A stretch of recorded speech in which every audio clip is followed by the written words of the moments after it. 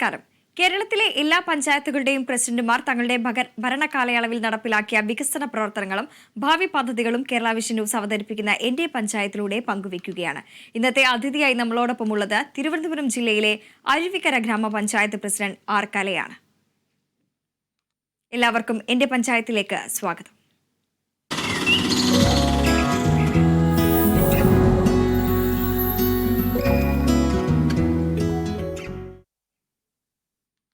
തിരുവനന്തപുരം ജില്ലയിലെ അരുവിക്കര ഗ്രാമപഞ്ചായത്തിന്റെ വിശേഷങ്ങളിലേക്കാണ് നമ്മൾ ആദ്യമായി തന്നെ കടക്കുന്നത്. മാലിന്യമുക്ത പഞ്ചായത്ത് എന്നത് പ്രഖ്യാപനങ്ങളിൽ മാത്രം ഒതുങ്ങാതെ അതിനായി അശ്രാന്തം പ്രവർത്തിക്കുന്ന ഒരു പഞ്ചായത്താണ് അരുവിക്കര. ഒപ്പം തന്നെ വയോജനങ്ങൾക്കായും സ്ത്രീ സുരക്ഷയ്ക്കായും വിദ്യാഭ്യാസ രംഗത്തും വളരെയധികം മുന്നേറ്റം കൈവരിക്കാൻ ഈ പഞ്ചായത്തിനായിട്ടുണ്ട്. ഈ വികസന പ്രവർത്തനങ്ങളെല്ലാം പങ്കുവയ്ക്കാൻ പ്രസിഡന്റ് ആർ കലയാണ് നമ്മളോടൊപ്പമുള്ളത്. നമസ്കാരം ശ്രീമതി കല. സിറ്റിയിലെ എല്ലാ ഇടങ്ങളിലും ശുദ്ധജലം എത്തിക്കുന്നതിൽ പ്രധാന ഇടപെടലുകളാണ് പഞ്ചായത്ത് നടപ്പിലാക്കിയിട്ടുള്ളത്. ഈ പദ്ധതികളെയും പ്രവർത്തനങ്ങളെയും എങ്ങനെയാണ് വിലയിരുത്താനാവുക? അരുവിക്കര ഗ്രാമപഞ്ചായത്താണ് തിരുവനന്തപുരം സിറ്റിക്ക് മുഴുവൻ ശുദ്ധജലം എത്തിക്കുന്നത്. അതിന് അരുവിക്കര ഗ്രാമപഞ്ചായത്തിൽ അതിനായി ഡാം നിലവിലുണ്ട്. 150 വർഷങ്ങൾക്ക് മുൻപാണ് നമ്മളിവിടെ ഒരു ചെക്ക് ഡാം നിർമ്മിച്ചത്. അതിനുശേഷം ഒരു ശുദ്ധീകരണ പ്രക്രിയ നടന്നിട്ടുണ്ടായിരുന്നില്ല. പക്ഷെ ഇപ്പോൾ ബഹുമാന്യനായ നമ്മുടെ അരുവിക്കര മണ്ഡല MLA ശ്രീ ജി സ്റ്റീഫൻ അവരുടെ നേതൃത്വത്തിൽ ഒരു ഇടപെടൽ ഉണ്ടാവുകയും അങ്ങനെ ഡീഫിൽട്രേഷൻ പദ്ധതി ആവിഷ്കരിച്ച് നടപ്പിലാക്കുകയും ചെയ്തിട്ടുണ്ട്. ആ പദ്ധതികൾ നമുക്ക് കൂവക്കുടി എന്ന പ്രദേശത്ത് നടന്നു വരികയാണ്. കാരണം ഈ അരുവിക്കര ഡാമിലെ റിസർവോയർ മുഴുവനും വണ്ടലും മണലും കൊണ്ട് നിറഞ്ഞ് കുടിവെള്ളത്തിന് മോശമായിരുന്ന ഒരു സാഹചര്യത്തിലേക്ക് എത്തിച്ചേരും എന്നുള്ളത് കൊണ്ട് മാത്രമാണ് ഇത്തരത്തിലുള്ള ഒരു പരിപാടിയിലേക്ക് നമ്മൾ എത്തുന്നത്. തിരുവനന്തപുരം സിറ്റി മുഴുവനും അരുവിക്കരയിലെ ശുദ്ധജലത്തെ ആശ്രയിച്ചാണ് ഇരിക്കുന്നത്. അത്തരത്തിലുള്ള പ്രവർത്തനങ്ങൾ, പദ്ധതികൾ തന്നെയാണ് പഞ്ചായത്തിന്റെ ഭാഗത്തു നിന്നും ഉണ്ടാകുന്നത്. അതോടൊപ്പം തന്നെ ജില്ലയിൽ തന്നെ ഏറ്റവും കൂടുതൽ ലൈഫ് ഭവന പദ്ധതി പ്രകാരം വീടുകൾ എത്തിച്ചു നൽകാൻ പഞ്ചായത്തിനായി എന്നുള്ളത് തന്നെയാണ്. എങ്ങനെയാണ് ഈ ഒരു പ്രവർത്തനങ്ങൾ പുരോഗമിക്കുന്നത്? അതെ, സർക്കാർ ആവിഷ്കരിച്ച് നടപ്പിലാക്കുന്ന ലൈഫ് മിഷൻ പദ്ധതി പ്രകാരം 2020 അപേക്ഷകൾ സ്വീകരിച്ചത്. ആയത് പ്രകാരം നമുക്ക് 582 അപേക്ഷകളാണ് കിട്ടിയത്. അപേക്ഷകൾ പരിശോധിച്ചപ്പോൾ എല്ലാ വാർഡുകളിലും പ്രാതിനിധ്യം, എല്ലാ ലിസ്റ്റും പരിഗണിച്ചാൽ മാത്രമേ എല്ലാ വാർഡുകൾക്കും പ്രാതിനിധ്യം ഉണ്ടാവുകയുള്ളൂ മനസ്സിലാക്കിക്കൊണ്ട് 582 വീടുകൾ എടുക്കാൻ പഞ്ചായത്ത് കമ്മിറ്റി തീരുമാനിച്ചു. ആയതിന്റെ അടിസ്ഥാനത്തിൽ രേഖകൾ പരിശോധിക്കുകയും ഗുണഭോക്താക്കളെ തെരഞ്ഞെടുക്കുകയും ചെയ്തപ്പോൾ രേഖകളെല്ലാം കറക്റ്റായി വന്നത് 354 പേരായിരുന്നു. ഈ 354 പേരുടെയും എഗ്രിമെന്റ് വെച്ച് അവർക്ക് ഫസ്റ്റ് ഗഡു കൊടുക്കാൻ പഞ്ചായത്തിന് സാധിച്ചിട്ടുണ്ടായിരുന്നു. ഇതിൽ 196 പേർ വീട് പണി പൂർത്തിയാക്കി താമസമായി. 154 പേരോളം ഇനി പെൻഡിങ് ഉണ്ട്. അതിന് സർക്കാർ നമ്മൾക്ക് ഹഡ്കോ വായ്പയാണ് സാധാരണയായിട്ട് നമുക്ക് തരുന്നത്. പക്ഷെ കാലതാമസം നേരിടുന്നത് കൊണ്ട് തന്നെ PMAY പദ്ധതി, അതായത് പ്രധാനമന്ത്രി ആവാസ് യോജന, ഈ പദ്ധതിയുമായിട്ട് ചേർന്നുകൊണ്ട് നമ്മൾ ഈ നിലവിലുള്ള ലിസ്റ്റിൽ ബാക്കി വരുന്നവരെ അതിലേക്ക് ഉൾക്കൊള്ളിക്കുവാനായിട്ടൊരു നിർദ്ദേശം വന്നിട്ടുണ്ട്. ആയതിന്റെ PMI സർവേ നടന്നു വരികയാണ്. താമസിയാതെ തന്നെ ബാക്കിയുള്ള ആളുകൾക്ക് വീട് നിർമ്മിക്കുന്നതിനുള്ള ധനസഹായമായ 4 ലക്ഷം രൂപ വിതരണം ചെയ്യും. തീർച്ചയായും. അതോടൊപ്പം തന്നെ ഈ അടിസ്ഥാന വികസന പ്രവർത്തനങ്ങളെ കുറിച്ചെല്ലാം തന്നെ എടുത്തു പറയുമ്പോൾ അതിൽ ഏറ്റവും പ്രധാനപ്പെട്ടതാണ് ഗതാഗത യോഗ്യമായിട്ടുള്ള വീടുകൾ. എത്രത്തോളം ഗതാഗത യോഗ്യമായിട്ടുള്ള ഗ്രാമീണ റോഡുകളാണ് പഞ്ചായത്തിലുള്ളത്? അതിന്റെ നവീകരണ പ്രവർത്തനങ്ങളെല്ലാം തന്നെ എത്തരത്തിലാണ് പുരോഗമിക്കുന്നത്? നമുക്ക് ഓരോ വർഷവും നമുക്ക് സർക്കാരിന്റെ ഒരു കാരണം വെച്ചാൽ നമ്മുടെ ഈ ഗവൺമെന്റ് 2ാമത്തെ പ്രാവശ്യമാണ് ബഹുമാന്യനായ മുഖ്യമന്ത്രി പിണറായി അവരുടെ നേതൃത്വത്തിലുള്ള ഗവൺമെന്റ് നിലവിൽ വന്നിട്ടുള്ളത്. അപ്പോൾ നമ്മൾ അദ്ദേഹത്തിനെ സംബന്ധിച്ചിടത്തോളം ഈ ഭരണ സമയത്ത് തന്നെ ധാരാളം വെല്ലുവിളികൾ നേരിടേണ്ടി വന്നു. പ്രളയവും കോവിഡും വന്ന കാരണം സാമ്പത്തിക ഞെരുക്കം അനുഭവപ്പെടുകയുണ്ടായി. പിന്നെ അത് മാത്രമല്ല, നമ്മൾ ഈ ലൈഫ് മിഷൻ പദ്ധതി പ്രകാരത്തും എല്ലാവർക്കും വീട് എന്ന സ്വപ്നം പൂർത്തിയാക്കുന്നതിന് വേണ്ടിയിട്ട് തുക നീക്കിവെച്ചത് കാരണം നമുക്ക് പ്ലാൻ ഫണ്ടിൽ നിന്ന് റോഡുകൾക്ക് ഫണ്ട് നീക്കിവെക്കുന്നതിന് സാധിച്ചില്ല. പക്ഷേ സർക്കാർ 1,99,00,000 രൂപ വീതം നോൺ റോഡ് ചെയ്യുന്നതിനും 1,08,00,000 രൂപ വീതം ഓരോ വർഷവും മെയിന്റനൻസ് ഗ്രാന്റ് ഇനത്തിലും പഞ്ചായത്തിന് നൽകാറുണ്ട്. ആ തുക മുഴുവനും വിനിയോഗിച്ചുകൊണ്ട് പഞ്ചായത്തിന്റെ 80 റോഡുകൾ ഗതാഗത യോഗ്യമാക്കി തീർക്കാൻ പഞ്ചായത്തിന് സാധിച്ചിട്ടുണ്ട്. അതുപോലെ തന്നെ NRGS പദ്ധതി, തൊഴിലുറപ്പ് പദ്ധതി പഞ്ചായത്തിനെ സംബന്ധിച്ച് വലിയൊരു നേട്ടമാണ് ഈ കാലഘട്ടത്തിൽ ഉണ്ടായത്. അതായത് ഈ 4.5 വർഷം 6 കോടി രൂപ പഞ്ചായത്തിന് സ്കിൽഡ് ആൻഡ് അൺസ്കിൽഡ് ഇനത്തിൽ ചെലവാക്കാൻ സാധിച്ചു. NRGS പദ്ധതി പ്രകാരം മെറ്റീരിയൽ വർക്ക് എന്ന ഇനത്തിൽ ധാരാളം റോഡുകൾ പഞ്ചായത്തിൽ ചെയ്തിട്ടുണ്ട്. ഇനിയും ഈ ഒപ്പം തന്നെ വർഷവും വഴിവിളക്കുകളും ക്യാമറകളും എല്ലാം തന്നെ സ്ഥാപിച്ചുകൊണ്ടുള്ള പ്രവർത്തനങ്ങൾ എങ്ങനെയാണ്? ഈ വഴിവിളക്കുകളെല്ലാം തന്നെ സ്ഥാപിക്കാൻ പഞ്ചായത്തിനായിട്ടുണ്ടോ? തീർച്ചയായിട്ടും ഞങ്ങൾ വർഷം തോറും 30 ലക്ഷം രൂപയിൽ കൂടുതലാണ് വകയിരുത്തുന്നത് വഴിവിളക്കുകൾ സ്ഥാപിക്കുന്നതിനായിട്ട്. അതുപോലെ തന്നെ ഹൈമാസ്റ്റ് ലൈറ്റുകൾ സ്ഥാപിച്ചിട്ടുണ്ട്. ഇതിന്റെ മെയിന്റനൻസ് നടത്തി വരുന്നുണ്ട്. CCTV ക്യാമറ സ്ഥാപിച്ചിട്ടുണ്ട്. കാരണം മാലിന്യമുക്ത പഞ്ചായത്തായിട്ട് പ്രഖ്യാപിച്ചത് കൊണ്ട് തന്നെ മാലിന്യം വലിച്ചെറിയുന്ന ഒരു രീതി എല്ലായിടത്തും നിലവിലുണ്ട്. അത് കണ്ടുപിടിക്കുന്നതിനും അതിന് തക്ക ശിക്ഷ കൊടുക്കുന്നതിനും വേണ്ടിയിട്ട് CCTV ക്യാമറ പഞ്ചായത്തിന്റെ ഏകദേശം പ്രധാനപ്പെട്ട എല്ലാ സ്ഥലങ്ങളിലും സ്ഥാപിച്ചിട്ടുണ്ട്. തീർച്ചയായും നമ്മൾ മാലിന്യ സംസ്കരണ രംഗത്തെ കുറിച്ച് പറഞ്ഞപ്പോൾ തന്നെ തീർച്ചയായും ഈ മാലിന്യമുക്ത പഞ്ചായത്ത് എന്ന പ്രഖ്യാപനങ്ങളിൽ മാത്രം ഒതുങ്ങാതെ അതിനായി അശ്രാന്തം പ്രവർത്തിക്കുന്ന ഒരു പഞ്ചായത്താണല്ലോ ഈ അരുവിക്കര. എങ്ങനെയാണ് നിലവിലെ പ്രവർത്തനങ്ങളെ വിലയിരുത്താനാവുക? ഞങ്ങളുടെ ഇവിടെ 44 ഹരിതകർമ്മ സേനാംഗങ്ങളാണ് പ്രവർത്തിക്കുന്നത്. ഓരോ വാർഡിലും ഹരിതകർമ്മ സേനാംഗങ്ങളുണ്ട്. കൃത്യമായി പ്ലാസ്റ്റിക്കുകൾ ശേഖരിക്കുകയും വീടുകളിൽ നിന്ന് യൂസ് ഓഫ് കളക്ട് ചെയ്യുകയും ചെയ്യുന്നു. കൃത്യമായ കൺസോർഷ്യം പ്രവർത്തനമുണ്ട്. ഇവർക്ക് ഇതിനു മുൻപത്തെ പോലെയല്ല. ഇതിനു മുൻപ് ഏകദേശം ഒരു 1.5 ലക്ഷം രൂപയൊക്കെ നമ്മുടെ കളക്ഷൻ ഉണ്ടായിരുന്നുള്ളൂ. ഇപ്പൊ ഒരു 4.5 ലക്ഷം രൂപ മന്ത്ലി കളക്ഷൻ ഉണ്ട് നമുക്ക്. അതിൽ നിന്നാണ് ഇവരുടെ ഓണറേറിയം നൽകുന്നത്. ഇത് ഉപയോഗിച്ചിട്ട് തന്നെ വളരെ നല്ല പ്രോജക്റ്റുകൾ നമ്മൾ നടപ്പിലാക്കുന്നുണ്ട്. നല്ല ഒരു MCF നമ്മുടെ പഞ്ചായത്തിലുണ്ട്. എല്ലാ വാർഡുകളിലും മിനി MCFകൾ സ്ഥാപിച്ചിട്ടുണ്ട്. ഹരിതകർമ്മ സേനാംഗങ്ങൾ ശേഖരിച്ചു കൊണ്ടുവരുന്ന പ്ലാസ്റ്റിക് തരംതിരിച്ച നമ്മൾ ഈ മിനി MCFൽ എത്തിക്കുന്നു. അവിടെ നിന്ന് നേരെ നമ്മൾ MCFിലേക്ക് കൊണ്ടുപോകുന്നു. അവിടെ നിന്ന് ക്ലീൻ കേരളയ്ക്ക് നമ്മൾ ഈ പ്ലാസ്റ്റിക്കുകൾ കൈമാറുന്നു. വീടുകൾ കേന്ദ്രീകരിച്ചിട്ടുള്ള പ്രവർത്തനങ്ങൾ എത്തരത്തിലാണ്? പ്രത്യേകിച്ച് ബയോബിന്നുകൾ, ബൊക്കാഷി ബക്കറ്റുകൾ എല്ലാം തന്നെ നൽകിക്കൊണ്ടുള്ള പ്രവർത്തനങ്ങൾ നടപ്പിലാക്കുന്നുണ്ടോ? പഞ്ചായത്തിൽ പ്രോജക്റ്റുകൾ വെച്ച് എല്ലാ വീടുകൾക്കും ബയോബിൻ കൊടുക്കുന്നതിനുള്ള ഒരു സംവിധാനമാണ് ഏർപ്പെടുത്തിയിരിക്കുന്നത്. അതുപോലെ തന്നെയാണ് സോപ്പ് പിറ്റ്. തൊഴിലുറപ്പ് പദ്ധതിയിൽ പ്രകാരം ഞങ്ങളെ എല്ലാ വീടുകളിലും സോപ്പ് പിറ്റ് നിർമ്മിച്ചു വരുന്നു. അതുപോലെ തന്നെയാണ് വേസ്റ്റ് വാട്ടർ ഒഴുകി പോകുന്നതിനുള്ള ആ സ്ഥലം. ഇത്തരത്തിലുള്ള എല്ലാ നടപടിയും. അതുപോലെ ബോട്ടിൽ ബൂത്ത് പഞ്ചായത്തിന്റെ വിവിധ ഭാഗങ്ങളിൽ ബോട്ടിൽ ബൂത്തുകൾ സ്ഥാപിച്ചിട്ടുണ്ട്. മാത്രവുമല്ല നമ്മൾ എൻഫോഴ്സ്മെന്റ് ടീം വളരെ നല്ല ഒരു പ്രവർത്തനമാണ് പഞ്ചായത്തിൽ കാഴ്ചവെക്കുന്നത്. HIയുടെ നേതൃത്വത്തിൽ നമുക്ക് നമ്മുടെ FHC ഫാമിലി ഹെൽത്ത് സെന്ററിലുള്ള HI, അതുപോലെ പഞ്ചായത്തിന് സ്വന്തമായിട്ട് ഹെൽത്ത് ഇൻസ്പെക്ടർ ഉണ്ട്. ഞങ്ങളുടെ AS, ഞങ്ങൾക്ക് വലിയൊരു ടീം വർക്കാണ് ഞങ്ങൾ നടത്തുന്നത്. കൃത്യമായ എൻഫോഴ്സ്മെന്റ് ടീമിന്റെ ഒരു പ്രവർത്തനം പഞ്ചായത്തിൽ നടപ്പിലാകുന്നത് കൊണ്ട് തന്നെ ഹോട്ടലുകൾ, അതുപോലെ തന്നെ മറ്റു കൂടുതലായിട്ട് തട്ടുകടകൾ, അതുപോലെ കശാപ്പ് സെന്ററുകളൊക്കെ പ്രവർത്തിക്കുന്ന ഒരു പഞ്ചായത്താണിത്. എല്ലായിടത്തും ഇടപെടലുകൾ നടത്താറുണ്ട്. പ്ലാസ്റ്റിക്കിന്റെ കവറുകൾ കാണുകയാണെങ്കിൽ അതെല്ലാം കണ്ടുപിടിച്ച് ഫീസുകൾ ഏർപ്പെടുത്തി പെറ്റിയടിച്ച നല്ല ഒരു പ്രവർത്തനമാണ് ആ മേഖലയിൽ പഞ്ചായത്ത് കാഴ്ചവെക്കുന്നത്. തീർച്ചയായും ആരോഗ്യരംഗത്തെ വികസന നേട്ടങ്ങളെ പറയുമ്പോൾ എങ്ങനെയാണ് അതിനെ നോക്കിക്കാണാനാവുക? ആരോഗ്യരംഗത്ത് വലിയ മാറ്റമാണ് ഈ 4.5 വർഷം.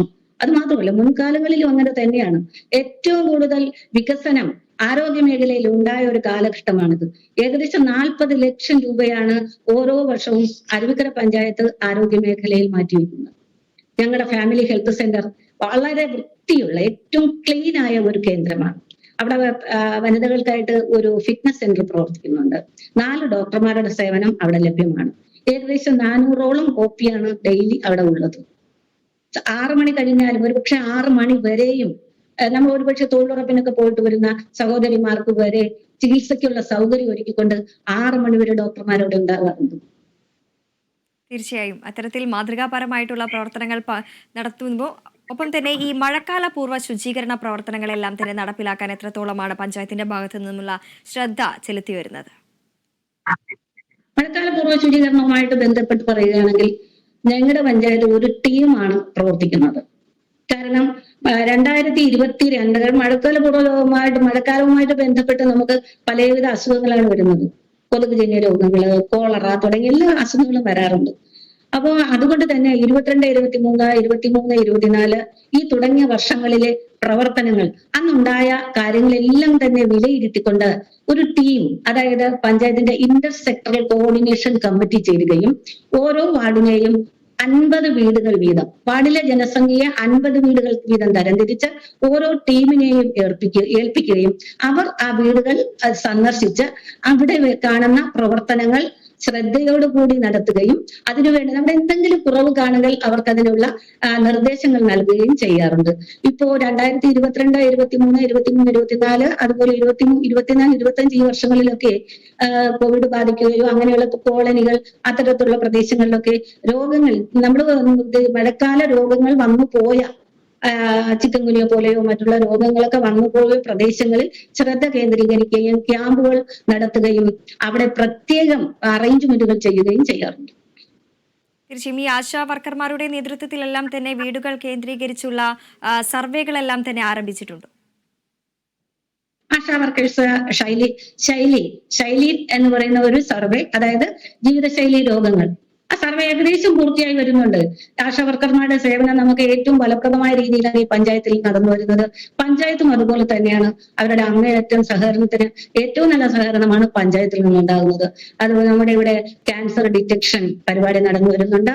അതുപോലെ തന്നെ ക്യാൻസർ ഡിറ്റക്ഷനും അതുപോലെ ഈ നമ്മുടെ കൊതുക് സാന്ദ്രത സർവേ എന്ന് പറഞ്ഞൊരു പരിപാടി നമ്മുടെ പഞ്ചായത്തിൽ നടക്കുന്നുണ്ട്. കൊതുക് സാന്ദ്രത പരിപാടി കേന്ദ്രീകരിച്ചിട്ടുള്ള പ്രവർത്തനങ്ങളെല്ലാം തന്നെ നടത്തുമ്പോൾ ഈ പാലിയേറ്റീവ് കെയർ ഇതിന്റെ മികച്ച പ്രവർത്തനങ്ങൾ ഏത് രീതിയിലാണ് പഞ്ചായത്തിൽ നടപ്പിലാക്കുന്നത്? ഞങ്ങളുടെ ഇവിടെ 334 പാലിയേറ്റീവ് പേഷ്യൻസ് ആണ് നിലവിലുള്ളത്.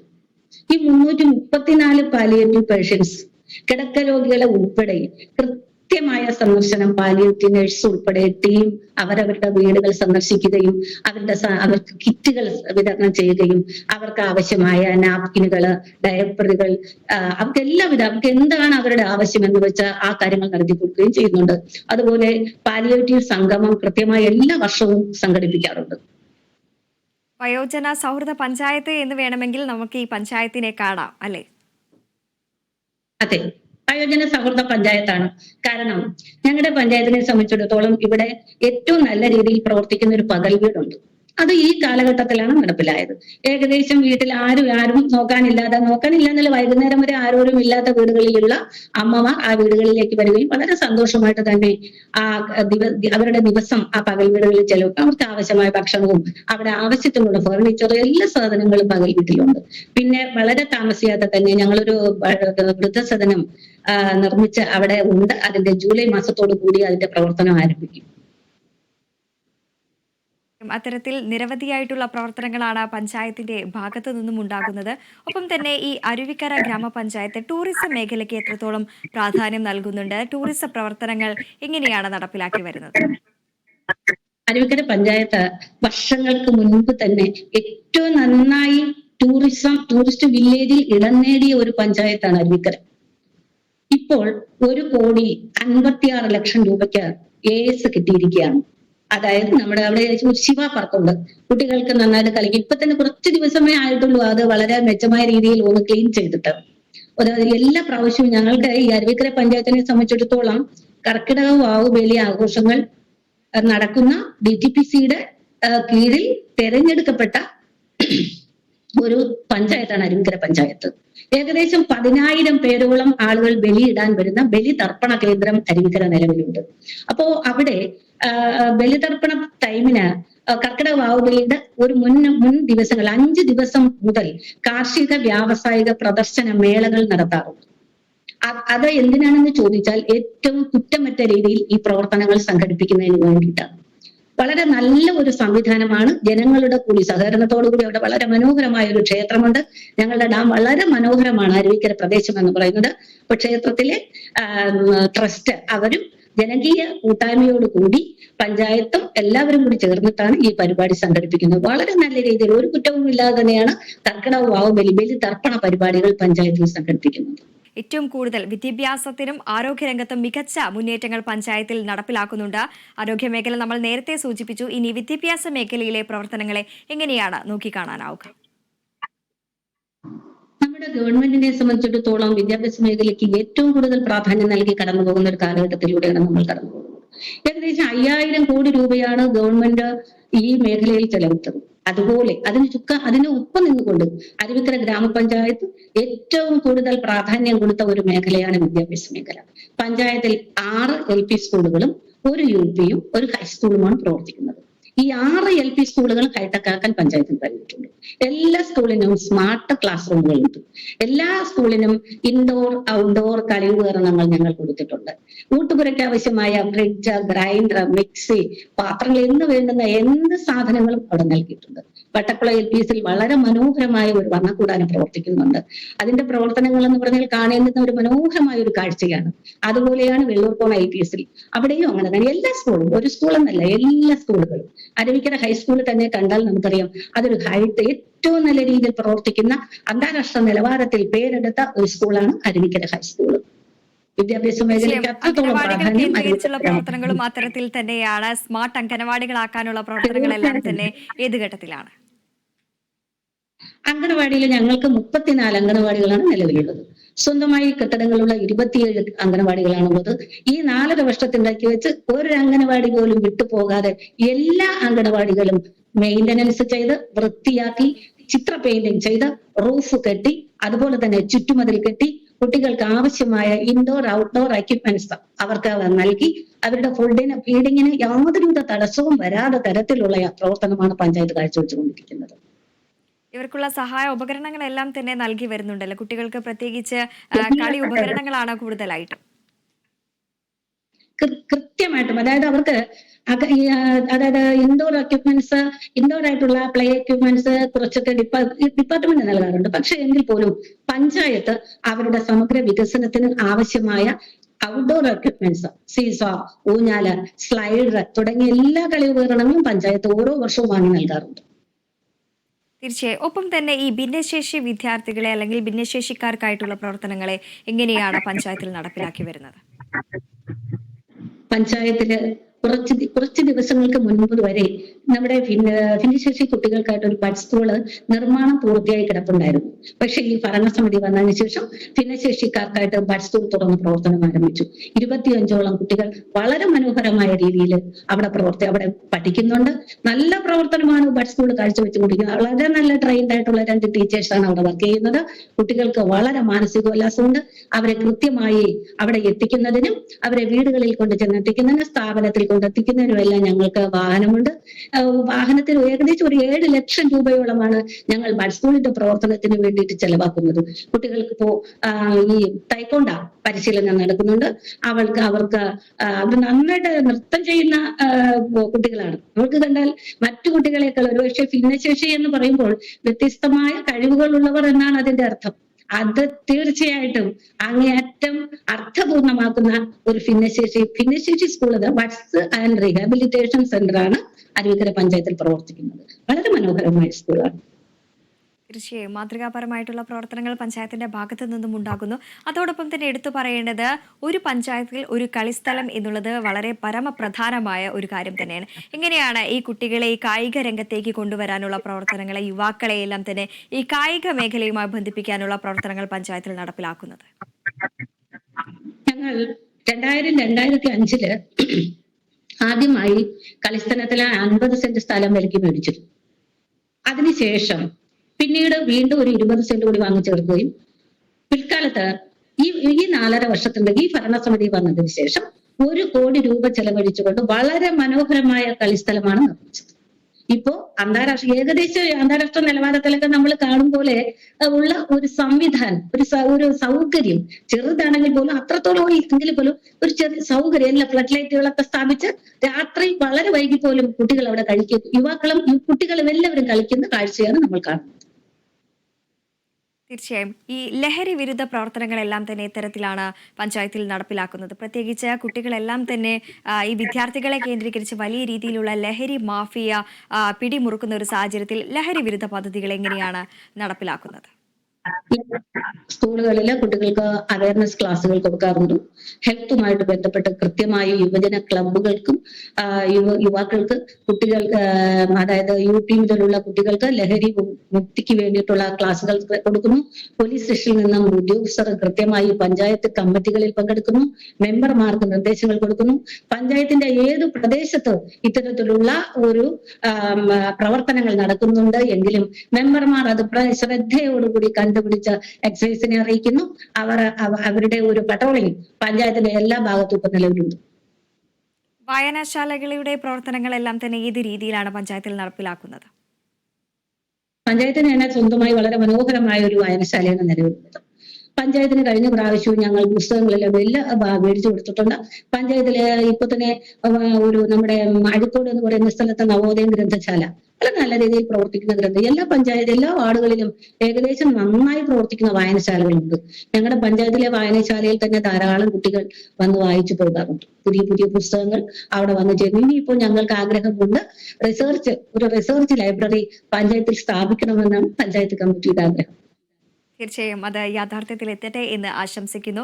ഒപ്പം തന്നെ കർഷകർക്ക്, കൃഷിക്ക് എല്ലാം തന്നെ കാർഷിക മേഖലയ്ക്ക് വളരെയധികം പ്രാധാന്യം നൽകുന്ന ഒരു പഞ്ചായത്താണെന്ന് അറിയാൻ സാധിക്കുന്നു. എങ്ങനെയാണ് കാർഷിക മേഖലയെ പരിപോഷിപ്പിക്കുന്നതിനായിട്ടുള്ള പ്രവർത്തനങ്ങൾ നടപ്പിലാക്കുന്നത്? പഞ്ചായത്തിലെ കാർഷിക മേഖലയ്ക്ക് ഏറ്റവും കൂടുതൽ കാർഷിക മേഖലയ്ക്ക് പ്രാധാന്യം കൊടുക്കുന്ന ഒരു പഞ്ചായത്താണ് അരുവിക്കര പഞ്ചായത്ത്. ഇപ്രാവശ്യം തന്നെ ഞങ്ങള് മറ്റാരും എടുക്കാത്ത ഒരു പ്രോജക്റ്റ് പഞ്ചായത്ത് എടുത്തിട്ടുണ്ട്. കാരണം ബയോ ഫാർമസി എന്നാണ് അതിന്റെ പേര്. ബയോ ഫാർമസി എന്ന് പറഞ്ഞാൽ നമുക്ക് സാധാരണ അസുഖങ്ങൾ വന്നാൽ നമ്മൾ ഹോസ്പിറ്റലിൽ പോയി മരുന്ന് മേടിക്കാറുണ്ട്. അതുപോലെ കൃഷിക്ക് ചെടികൾക്ക് എന്തെങ്കിലും അസുഖം വന്നാൽ, വൃക്ഷങ്ങൾക്ക് എന്തെങ്കിലും അസുഖം വന്നാൽ നമ്മൾ എന്താ ചെയ്യുക? അപ്പൊ നമുക്ക് നേരിട്ട് കൃഷിഭവനിൽ പോവുകയും കൃഷി ഓഫീസറോട് ആ വിവരങ്ങൾ പറഞ്ഞിട്ട് അവിടെയുള്ള ഫാർമസിയിൽ നിന്ന് നമുക്ക് മരുന്ന് മേടിക്കാനും സാധിക്കും. അതുപോലെ തന്നെ എല്ലാവിധ പഞ്ചായത്തിലെ ഏറ്റവും കൂടുതൽ നിലവിലുള്ള കൃഷി എന്ന് പറഞ്ഞാൽ വാഴ കൃഷിയുണ്ട്, മരച്ചീനി കൃഷിയുണ്ട്, പിന്നെ പച്ചക്കറി കൃഷി. ഏറ്റവും കൂടുതൽ ഞങ്ങൾ പ്രാധാന്യം കൊടുക്കുന്നത് പച്ചക്കറി കൃഷിക്കാണ്. അതിന്റെ അടിസ്ഥാനത്തിൽ ഓരോ വീടുകൾക്കും അവരെ നല്ല ബോധവൽക്കരിച്ച് അവരെ പറഞ്ഞു മനസ്സിലാക്കി ചെടിച്ചട്ടി, അതായത് 500 രൂപ അടയ്ക്കുമ്പോൾ 10 ചെടിച്ചട്ടി. ഇപ്പൊ വെച്ചിരിക്കുന്നത് 15 ചെടിച്ചട്ടിയാണ്. അതിന്റെ കൂടെ 50 പച്ചക്കറി തൈ കൊടുക്കും, ചീരക്ക് വിത്ത് കൊടുക്കും. ഇതിനോടൊപ്പം തന്നെ 2 ചാക്ക് വളം കൊടുക്കുന്നുണ്ട്, മണ്ണ് കൊടുക്കുന്നുണ്ട്. അവരവരുടെ വീടുകളിൽ എത്തിച്ചു കൊടുക്കും ഈ സാധനം. അങ്ങനെ എല്ലാ തരത്തിലും എല്ലാ കൃഷിക്കും സബ്സിഡി കൊടുത്തുകൊണ്ട് കാർഷിക മേഖലയിൽ ഒരു മുന്നേറ്റം ഉണ്ടാക്കാൻ ഈ 4.5 വർഷം കൊണ്ട് കഴിഞ്ഞിട്ടുണ്ട്. ഏറ്റവും ശ്രദ്ധിക്കേണ്ട ഒരു കാര്യം, തണ്ണിമത്തൻ കൃഷി ചെയ്തെടുത്തൊരു പഞ്ചായത്താണ്. തീർച്ചയായും അതിൽ 100 മേനി വിളവ് എടുക്കാൻ സാധിച്ചു എന്ന് വിശ്വസിക്കട്ടെ. 100 മേനി വിളവ് കിട്ടി. തീർച്ചയായും അത്തരത്തിലുള്ള പ്രവർത്തനങ്ങളെല്ലാം തന്നെ പഞ്ചായത്തിന്റെ ഭാഗത്തു നിന്നും ഉണ്ടാകുന്നുണ്ട്. അതോടൊപ്പം തന്നെ ഈ തൊഴിലുറപ്പ് തൊഴിലാളികളെ കേന്ദ്രീകരിച്ചിട്ടുള്ള പ്രവർത്തനങ്ങൾ എങ്ങനെയാണ്? ഇവരെ കൂടുതൽ കൃഷിയിലേക്ക്, ഇവർക്ക് കൂടുതൽ തൊഴിൽ ദിനങ്ങൾ നൽകിക്കൊണ്ടുള്ള പ്രവർത്തനങ്ങളെല്ലാം തന്നെ പഞ്ചായത്തിൽ നടപ്പിലാക്കുന്നുണ്ടോ? കൃത്യമായിട്ട് നടപ്പിലാകുന്നത് ഞങ്ങളുടെ NRGS പദ്ധതി, അതായത് തൊഴിലുറപ്പ് പദ്ധതിയിൽ കഴിഞ്ഞ വർഷം തന്നെ 6 കോടി രൂപയുടെ പ്രവർത്തനങ്ങൾ ഈ മേഖലയിൽ നടന്നത്. 100 ദിനം പൂർത്തിയാക്കിയ 90% തൊഴിലാളികൾ 100 ദിവസം പൂർത്തിയാക്കിയിട്ടുണ്ട്. അവർക്ക് തൊഴിലില്ലാത്ത ശാക്തീകരണത്തിന്റെ ഭാഗമായി തന്നെയാണ് ഇത്തരത്തിലുള്ള പ്രവർത്തനങ്ങളെല്ലാം തന്നെ പഞ്ചായത്തിൽ ഉണ്ടാകുന്നത്. ഒപ്പം തന്നെ കുടുംബശ്രീ, ഈ തൊഴിലുറപ്പ് തൊഴിലാളികൾ ഇവരെയെല്ലാം തന്നെ ഏകോപിപ്പിച്ചുകൊണ്ടുള്ള ഈ സ്ത്രീ ശാക്തീകരണവുമായി ബന്ധപ്പെട്ടുള്ള പ്രവർത്തനങ്ങൾ ഏത് തരത്തിലൊക്കെയാണ് പഞ്ചായത്തിൽ നടപ്പിലാക്കാൻ സാധിക്കുന്നത്? എന്റെ പഞ്ചായത്തില് ജാഗ്രതാ സമിതി ഏറ്റവും നന്നായി പ്രവർത്തിക്കുന്ന ഒരു പഞ്ചായത്താണ്. വനിതാ ശിശു വികസന മേഖലയിൽ വനിതകൾക്ക്, ശിശുക്കൾക്കും അവരനുഭവിക്കുന്ന പ്രശ്നങ്ങൾക്ക് പരിഹാരം കാണുവാൻ എപ്പോഴും പഞ്ചായത്ത് തയ്യാറാണ്. ധാരാളം സിറ്റിങ്ങുകൾ നടത്തുകയും അഡ്വക്കേറ്റ് വരികയും അത് പോലീസുമായി ബന്ധപ്പെട്ട് അവരിലേക്ക് കൊടുക്കേണ്ടുന്ന കേസുകൾ അവരിലേക്ക് കൈമാറുകയും വനിതാ കമ്മീഷന് കൈമാറേണ്ട കേസുകൾ അങ്ങോട്ടേക്ക് കൊടുക്കുകയും ചെയ്ത ധാരാളം കേസുകൾ ഇവിടെ നടക്കാറുണ്ട്. അതുപോലെ കെൽസ ഇവിടെ വർക്ക് ചെയ്യുന്നുണ്ട്. കേരള ലീഗൽ സർവീസ് അതോറിറ്റിയുടെ ഒരു വിങ് ഞങ്ങളുടെ പഞ്ചായത്തിലുണ്ട്.